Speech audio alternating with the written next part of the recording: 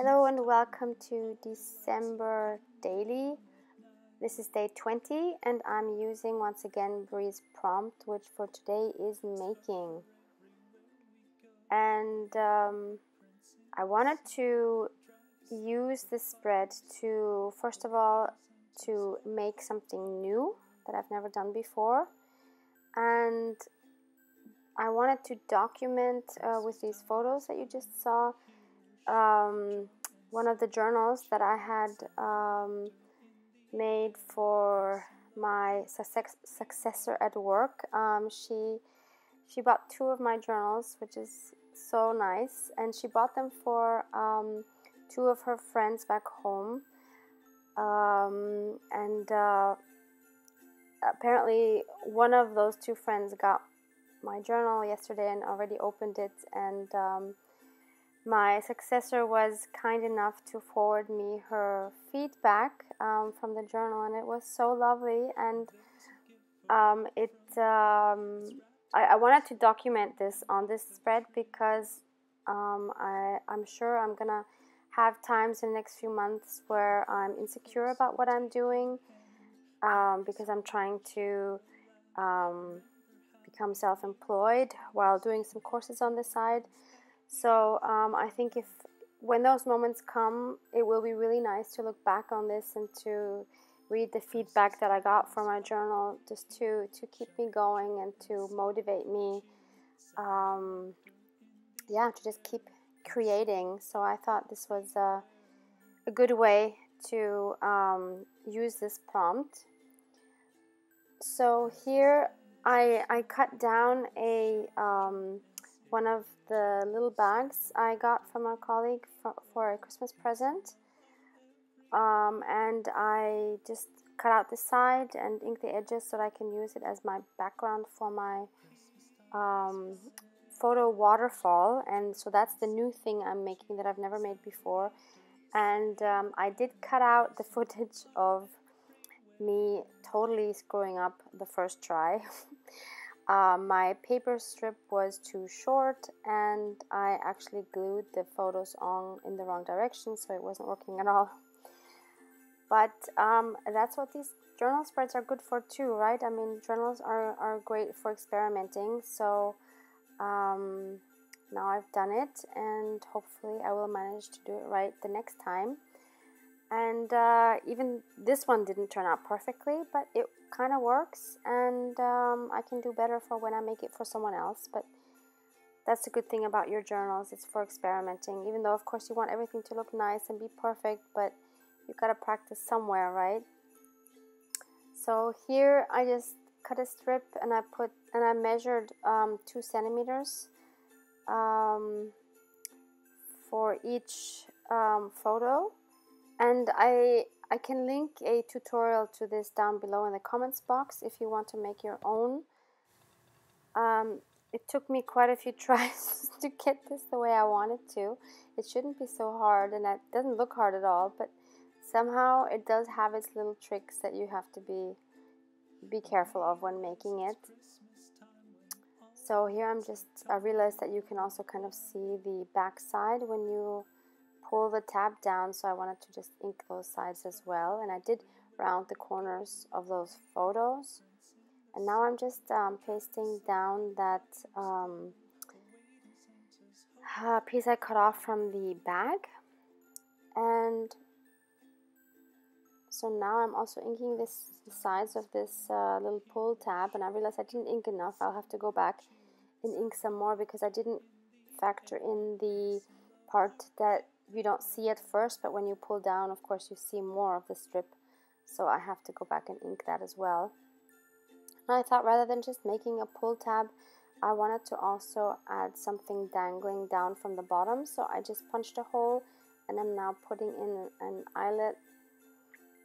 And at first I wanted to include these scissors because I thought, for making, that works out really well. And I wanted to put it on this bulb clip that you see here, but when I put it on, I realized it's too bulky because that ring was just sticking up, and I didn't want to do that. My journal is already so bulky. So instead, I decided to go with this little scrap piece that I had left over from a Sari silk ribbon. So I was just trying to figure out how I can tie that on without making a bow or a knot, so that it wouldn't be so bulky. So then I just pulled that through from the front to the back, and then I decided to just glue those onto the back side, and that way I wouldn't have any additional bulk, at least. So I just cut those a little bit down. I'm just gluing those down with white glue.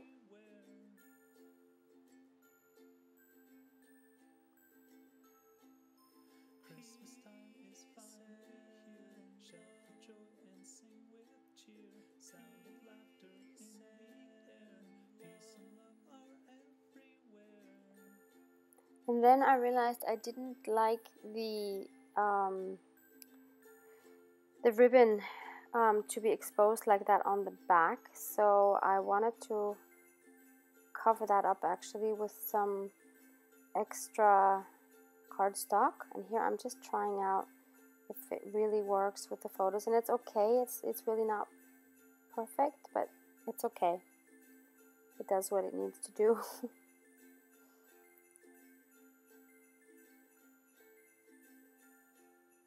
Yeah, so here I'm just cutting another strip of that same cardstock so I can just cover up the ribbon on the back side.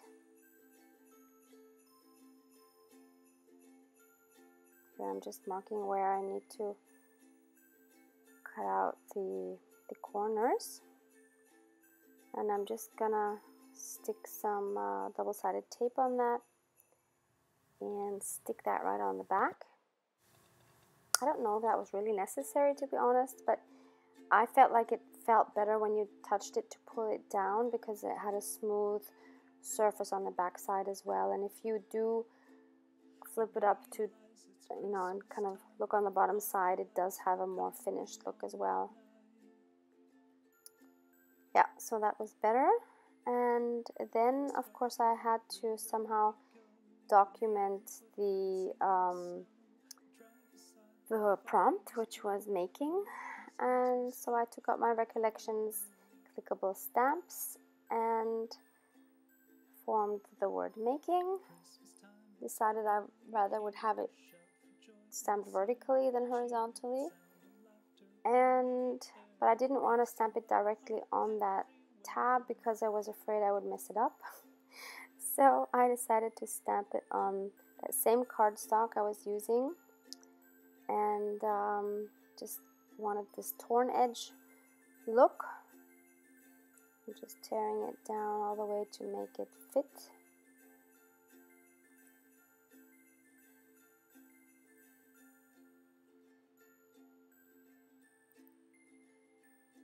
Inking the edges, and then again putting down some double-sided tape and sticking that right on that pull tab. So next I'm using that same cardstock, but the other side of it, which is actually the same side as where I stamped the making word on it, and I'm just cutting that down to serve as a background for that left side of the page. And I am once more inking those edges and just gluing that down with double-sided tape.